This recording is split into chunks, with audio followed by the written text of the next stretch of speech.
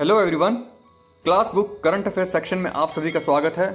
इस सेक्शन में हम कवर करेंगे डेली के 10 मोस्ट इंपॉर्टेंट क्वेश्चंस जो कि आपसे किसी भी कॉम्पिटिटिव एग्जाम में पूछे जा सकते हैं। तो प्लीज़ वीडियो को अंत तक ज़रूर देखें। तो ज़्यादा समय न लेते हुए बढ़ते हैं अपने प्रश्नों की ओर। हमारा आज का पहला प्रश्न है, आइसलैंड गणराज्य में भारत के अगले राजदूत के रूप में किसे नियुक्त किया गया है? इसका सही आंसर है बी, बालासुब्रमण्यम श्याम। बालासुब्रमण्यम श्याम को आइसलैंड में भारत का अगला राजदूत नियुक्त किया गया है। बी श्याम वर्तमान में महावाणिज्य दूत के रूप में ओसाका कोबे जापान में कार्यरत है। बालासुब्रमण्यम श्याम 2000 में भारतीय विदेश सेवा में शामिल हुए और 1 अगस्त 2018 को भारत के महावाणिज्य दूत ओसाका कोबे जापान में शामिल हुए। जापान की कैपिटल है टोक्यो, यहाँ की करेंसी है जापानी येन और जापान के प्रेसिडेंट है योशिहिडे सुगा। आज का दूसरा प्रश्न है, राष्ट्रीय कैडेट कोर महानिदेशालय DGNCC मोबाइल प्रशिक्षण ऐप किसने लॉन्च किया है? इसका सही आंसर है डी, राजनाथ सिंह। रक्षा मंत्री राजनाथ सिंह ने महानिदेशालय राष्ट्रीय कैडेट कोर DGNCC मोबाइल प्रशिक्षण ऐप लॉन्च किया है। ये ऐप NCC कैडेट्स के लिए डिजिटल लर्निंग और कोविड-19 के कारण प्रत्यक्ष फिजिकल इंटरेक्शन पर प्रतिबंध द्वारा उत्पन्न कठिनाइयों पर काबू पाने के लिए उपयोगी होगा। यह NCC कैडेटों को देशव्यापी ऑनलाइन प्रशिक्षण आयोजित करने में भी सहायता करेगा। DGNCC की फुल फॉर्म है directorate general national cadet corpse. NCC 16 जुलाई 1948 को अस्तित्व में आया। NCC का उद्देश्य युवा नागरिकों के बीच अनुशासन, चरित्र, भाईचारे, साहस की भावना और निस्वार्थ सेवा के आदर्शों को विकसित करना है। NCC का आदर्श वाक्य है एकता और अनुशासन। आज का तीसरा प्रश्न है, किस बैंक ने तत्काल प्रभाव से SK मजुमदार को अपना चीफ फाइनेंशियल ऑफिसर नियुक्त किया है? इसका सही आंसर है सी, कैनरा बैंक। कैनरा बैंक ने तत्काल प्रभाव से SK मजुमदार को अपना चीफ फाइनेंशियल ऑफिसर नियुक्त किया है। वह अब वी रामचंद्र का स्थान लेंगे जो चीफ जनरल मैनेजर है। एस मजुमदार जनवरी 2000 से बैंक के साथ जुड़े हुए हैं। कैनरा बैंक भारत का एक प्रमुख वाणिज्य बैंक है जिसकी स्थापना 1906 में हुई थी। इसका हेडक्वार्टर है बेंगलोर में और इसके CEO है लिंगम वेंकट प्रभाकर। आज का चौथा प्रश्न है, व्हाट्सएप ने भारत के लिए अपने शिकायत अधिकारी के रूप में किसे घोषित किया है? इसका सही आंसर है डी, परेश बी लाल। व्हाट्सएप ने भारत के लिए अपने शिकायत अधिकारी के रूप में परेश बी लाल को नामित किया है।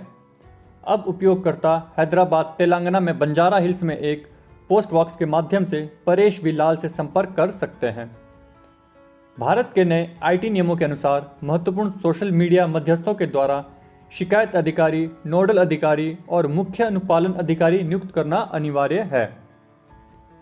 व्हाट्सएप की स्थापना हुई थी 24 फरवरी 2009 को, जिसे फरवरी 2014 में फेसबुक द्वारा लगभग 19.3 बिलियन अमेरिकी डॉलर में खरीद लिया गया था।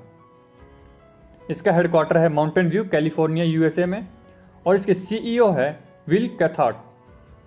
आज का पांचवा प्रश्न है, विश्व दुग्ध दिवस हर साल 1 जून को मनाया जाता है। विश्व दुग्ध दिवस 2021 का विषय क्या है? इसका सही आंसर है B, sustainability in the dairy sector with messages on nutrition. Dairy किसानों और डेयरी क्षेत्र की सराहना करने और वैश्विक भोजन के रूप में दूध के महत्व को पहचानने के लिए खाद्य और कृषि संगठन द्वारा 2001 में इस दिवस की स्थापना की गई थी। भारत दुनिया में दूध के सबसे बड़े उत्पादकों में से एक है। श्वेत क्रांति के रूप में जाने जाने वाला ऑपरेशन फ्लड दूध से संबंधित था। बात करें ऑपरेशन फ्लड की तो ऑपरेशन फ्लड कार्यक्रम 1970 में शुरू हुआ था। ऑपरेशन फ्लड ने डेयरी उद्योग से जुड़े किसानों को उनके विकास को स्वयं दिशा देने में सहायता दी। उनके द्वारा सृजित संसाधनों का नियंत्रण उनके हाथों में दिया। ऑपरेशन फ्लड राष्ट्रीय डेयरी विकास बोर्ड के तत्कालीन अध्यक्ष डॉक्टर वर्गीस कुरियन का मौलिक विचार था। आज का छठा प्रश्न है, किस भारतीय रसद कंपनी ने ऑक्सीजन के परिवहन के लिए ऑक्सीजन ऑन व्हील्स परियोजना शुरू की है? इसका सही आंसर है डी, महिंद्रा रसद। यह परियोजना महिंद्रा समूह द्वारा शुरू की गई है जिसका उद्देश्य कोविड-19 की दूसरी लहर के बीच तीव्र ऑक्सीजन की कमी के बाद उत्पादन संयंत्रों से अस्पतालों और घरों तक ऑक्सीजन के परिवहन को आसान बनाना है। इस परियोजना की शुरुआत 1 मई 2021 को की गई। महिंद्रा ग्रुप की स्थापना 1945 में हुई, जिसका हेडक्वार्टर मुंबई में है और इसके चेयरमैन हैं आनंद महिंद्रा। हमारा 7वां प्रश्न है, ईपीएफओ की स्थापना किस वर्ष की गई थी? इसका सही आंसर है सी 1952। ईपीएफओ अर्थात कर्मचारी भविष्य निधि संगठन, यह एक सामाजिक सुरक्षा निकाय है जो भारत में लोगों के लिए सबसे बड़ी अनिवार्य राज्य पेंशन योजना चलाने और पर्यवेक्षण करने के लिए जिम्मेदार है। ईपीएफओ ने अपने सदस्यों को कोविड-19 महामारी की दूसरी लहर के दौरान अपने ग्राहकों का समर्थन करने के लिए दूसरा नॉन रिफंडेबल योग्य कोविड-19 अग्रिम प्राप्त करने की अनुमति दी है। इस प्रावधान के तहत 3 महीने के लिए मूल वेतन और महंगाई भत्ते की सीमा तक नॉन रिफंडेबल योग्य निकासी या ईपीएफ खाते में सदस्य के जमा राशि का 75% प्रदान किया जाएगा। ईपीएफओ की फुल फॉर्म होती है एम्प्लॉय प्रोविडेंट फंड ऑर्गेनाइजेशन और इसका मुख्यालय है नई दिल्ली। हमारा आज का 8वां प्रश्न है, मई 2021 में किस देश ने जनगणना के आंकड़ों में जन्म दर में भारी गिरावट के बाद दंपतियों को 3 बच्चे पैदा करने की अनुमति दी है? इसका सही आंसर है ए चीन। चीन ने जनगणना के आंकड़ों में जन्म दर में भारी गिरावट के बाद दंपतियों को 3 बच्चे पैदा करने की अनुमति दी है।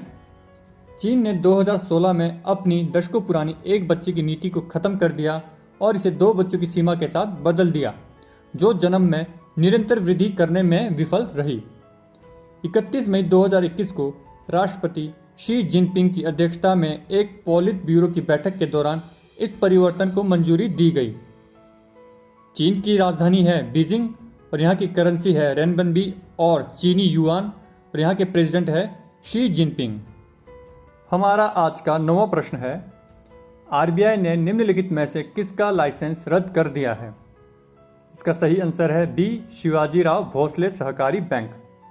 आरबीआई ने शिवाजीराव भोसले सहकारी बैंक पुणे का लाइसेंस रद्द कर दिया है क्योंकि ऋणदाता के पास पर्याप्त पूंजी और कमाई की संभावनाएं नहीं है।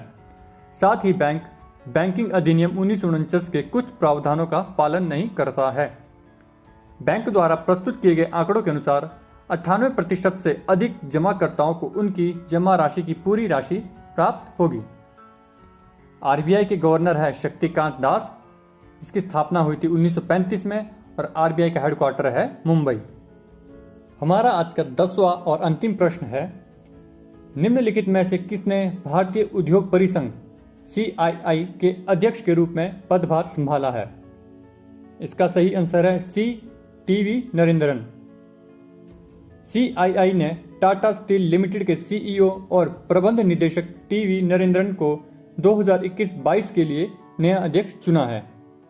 इसके अलावा हीरो मोटोकॉर्प लिमिटेड के अध्यक्ष और मुख्य कार्यकारी अधिकारी पवन मुंजाल CII के 2021-22 के लिए उपाध्यक्ष होंगे। बजाज फिनसर्व लिमिटेड के अध्यक्ष और प्रबंध निदेशक संजीव बजाज को 2021 के लिए चैम्बर का मनोनीत अध्यक्ष बनाया गया है।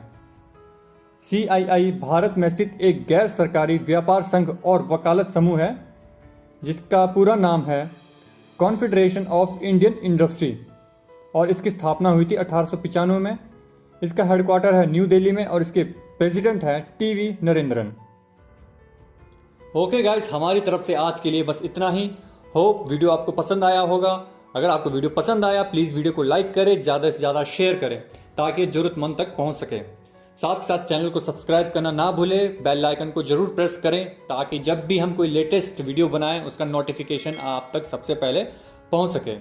लास्ट में आप सभी का धन्यवाद। जल्द ही मिलेंगे आपसे अपनी नेक्स्ट वीडियो में।